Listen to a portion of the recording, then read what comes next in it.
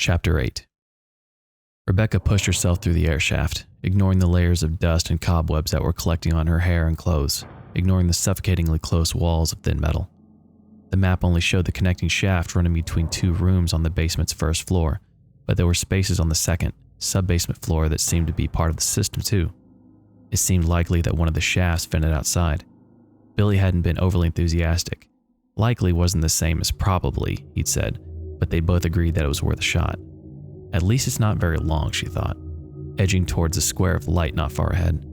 There was a thin metal grill covering the light, but it popped off with a few taps, clattering to the floor below.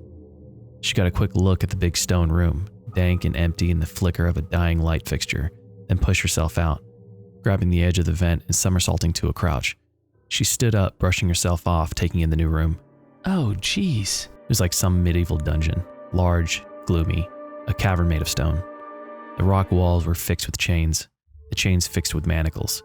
There were a number of devices sitting around that she didn't recognize, but that could have only have been made to inflict pain. There were boards with rusty nails in them, knotted ropes in bunches, and next to a scum-thick broken wall fountain was a large standing case that looked like an Iron Maiden. She had no doubt that the dark, faded stains on the crevices of the rough-hewn wall were blood. Everything okay? Over. She picked up her radio. I don't think okay is the right word, she said, but I'm all right. Over. Is there another air shaft? Over. She turned, searching the walls for a vent, and saw one, 20 feet overhead.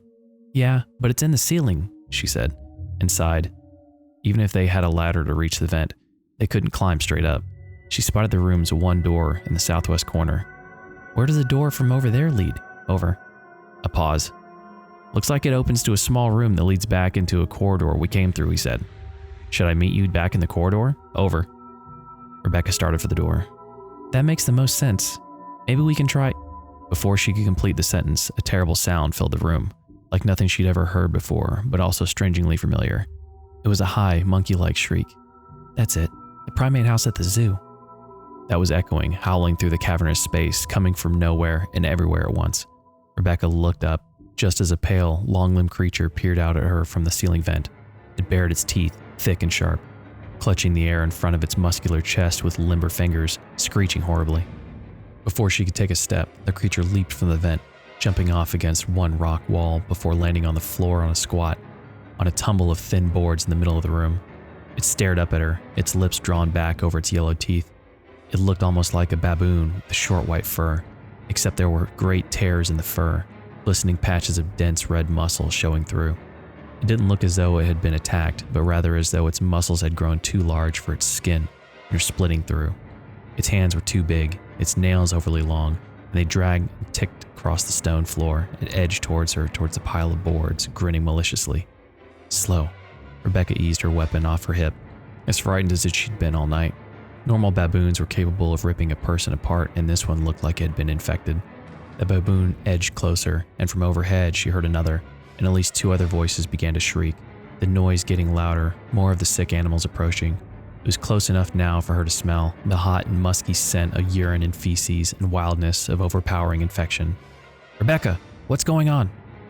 She still held the radio in her left hand. She depressed the button, afraid to speak but more afraid that Billy's shouting would incite the creatures, make it attack. Shh. She made her voice soft, as much as to calm the animal as to shut Billy up. She took a step back, clipping the radio to the collar of her shirt, raising the 9mm. The baboon squatted lower, tensing its legs, and sprang, just as she fired, just as two more lithe and screaming forms hopped and capered into the room from the air shaft, one of them striking her head as it fell past, its ragged nails tearing at her hair. The strike pushed her out of the attacker's way, but also knocked her off balance, her shot hitting nothing but wall, all of them landing on the pile of boards, and then the floor collapsed. There had been no new developments. The strange young man, whoever he was, and Wesker had his suspicions, which kept to himself, had not appeared again, nor had the image of James Marcus. The cameras didn't seem to be working correctly either, making surveillance something of a moot point. Many had simply gone black, leaving them nothing to see, to consider. After several long, boring moments of listening to Birkin talk about his new virus, Wesker pushed back from the video console and stood up, stretching. It was funny, a few years ago he might have been interested in his old friend's work.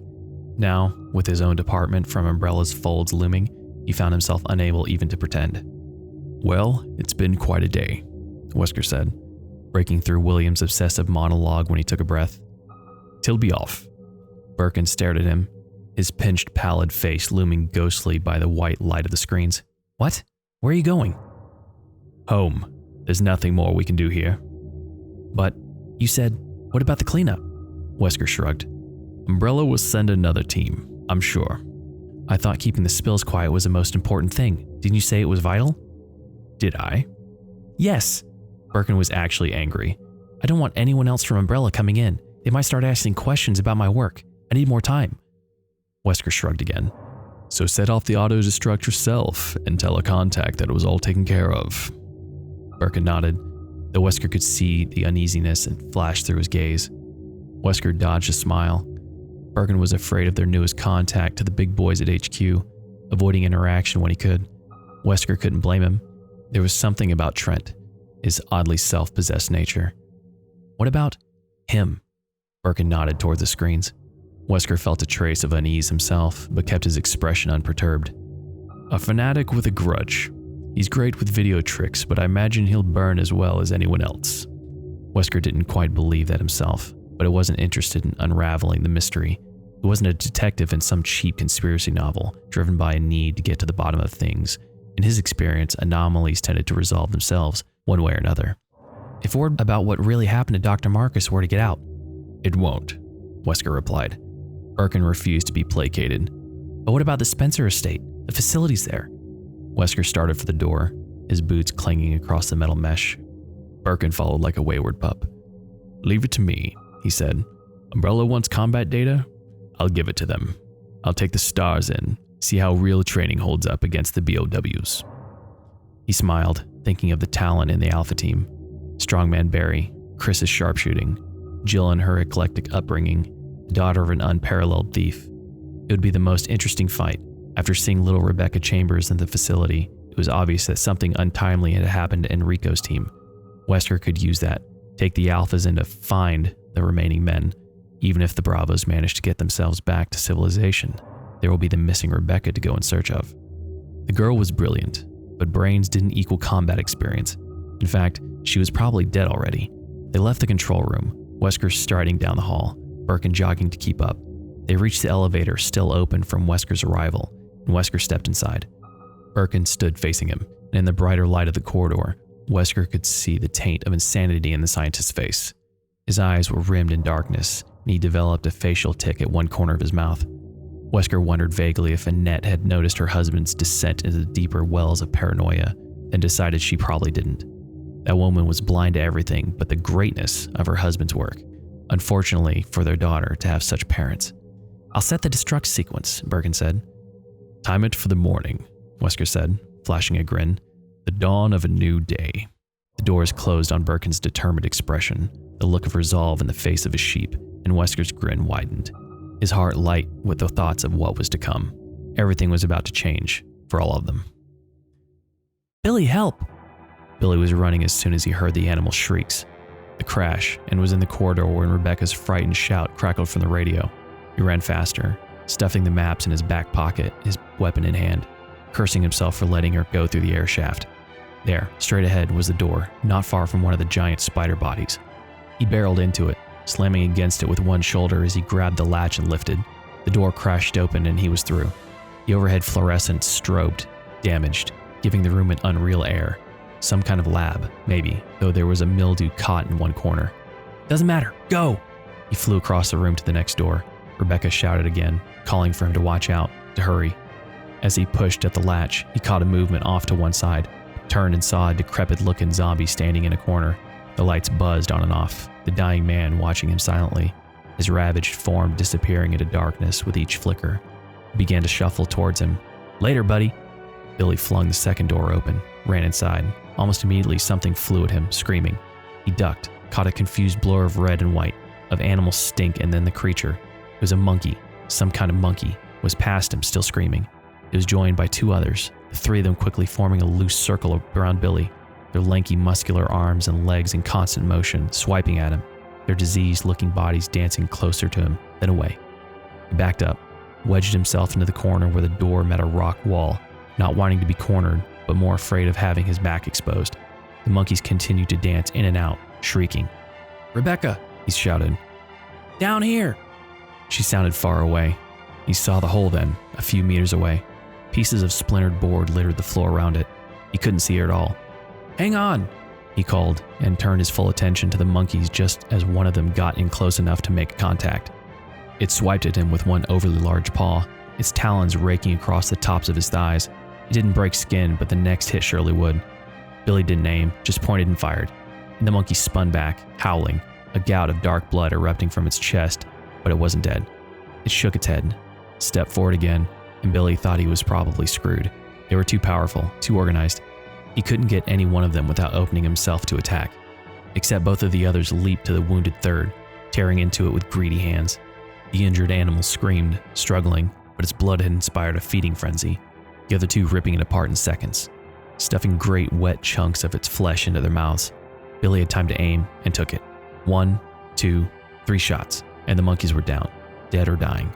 He ran to the hole, dropped to his knees, and scurried to the ragged edge, his heart pounding, then sinking as he saw how far down the hole she was.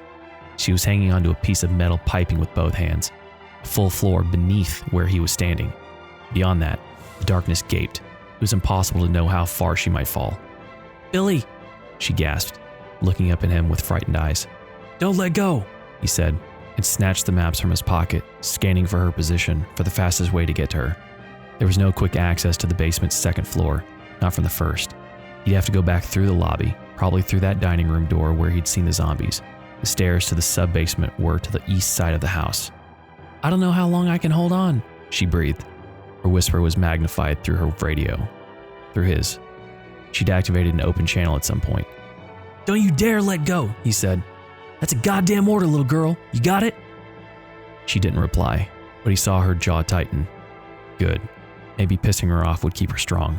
He was already on his feet again. "I'm coming," he said, and turned and ran, back through the door to the strobe light lab. The zombie there had moved, standing in between him and the room's exit back to the corridor.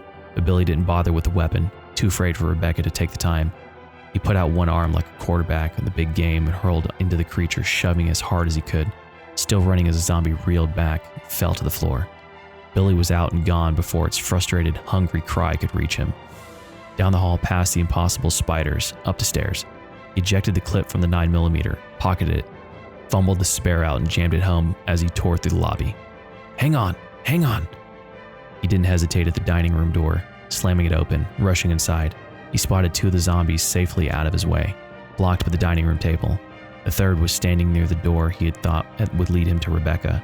It was a soldier with the fork in his shoulder, and Billy stopped just long enough to take aim, to fire 2 rounds into its already oozing head.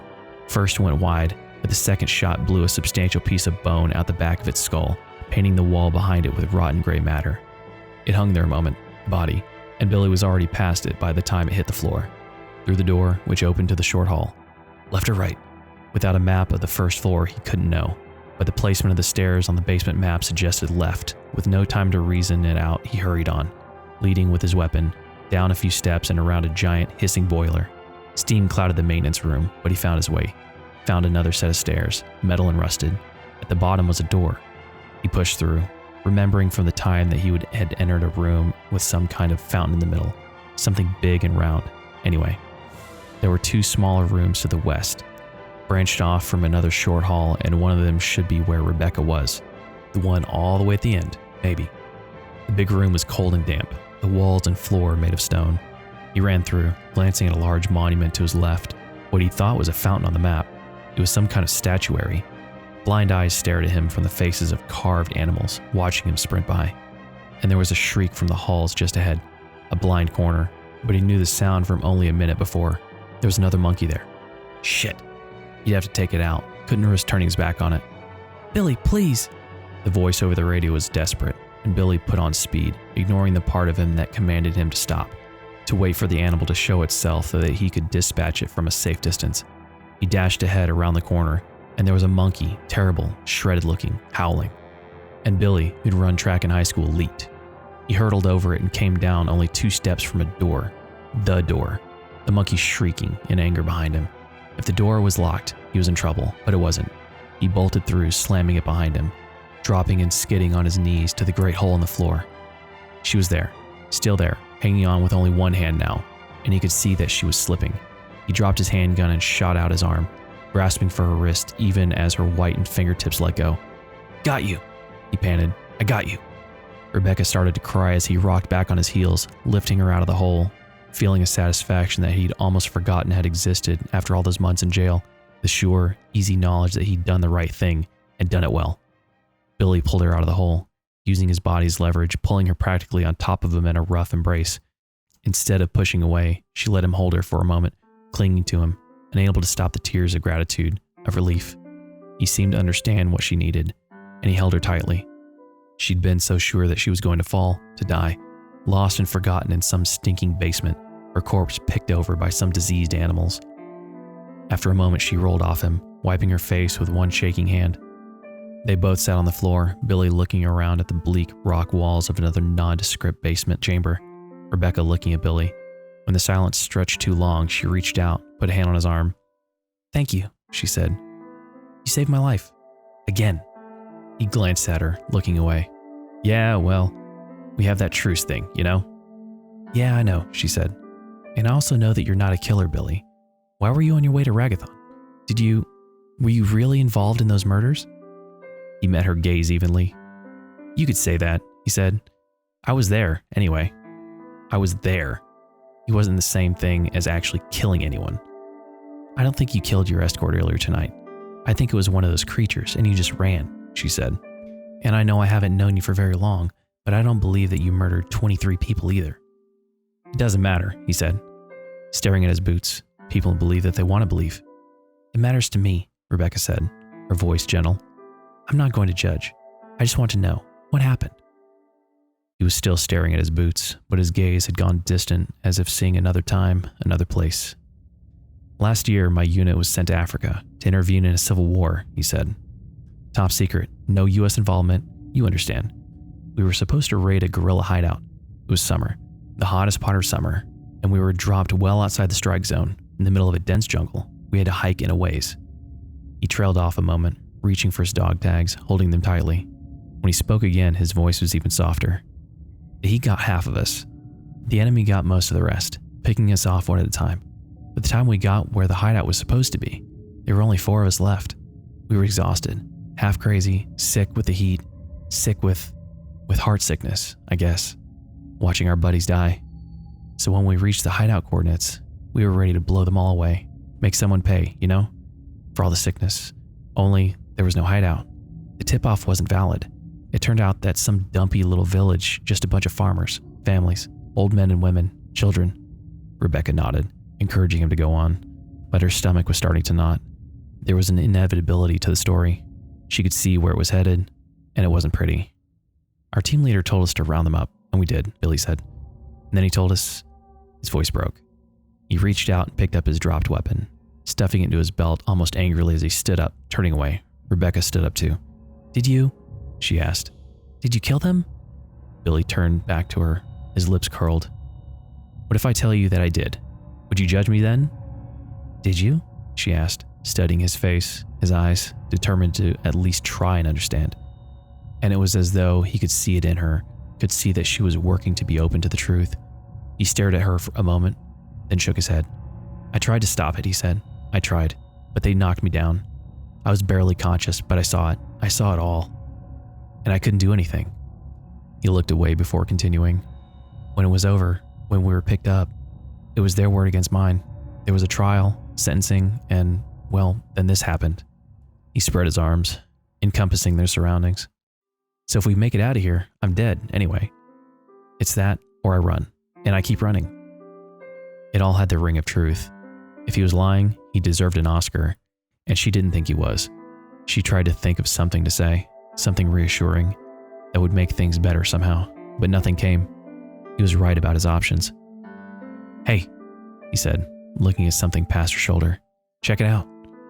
She turned as he stepped by, saw a stack of scrap metal pieces leaning against the far wall, half hidden among them, what looked like a shotgun. "Is that what I think it is?" she asked. Billy picked up the weapon, grinning as he pumped it, checking the action. "Yes, ma'am, it certainly is." "Is it loaded?" "No, When I have a couple of shells left from the train, it's a 12 gauge, he smiled again. Things are looking up. We may not make it, but there's a monkey out in the hall that's just begging for a taste of this baby. Actually, I think it's a baboon, she said, surprised to find herself smiling back. Then they were both chuckling, struck by the absolute politeness of their correction.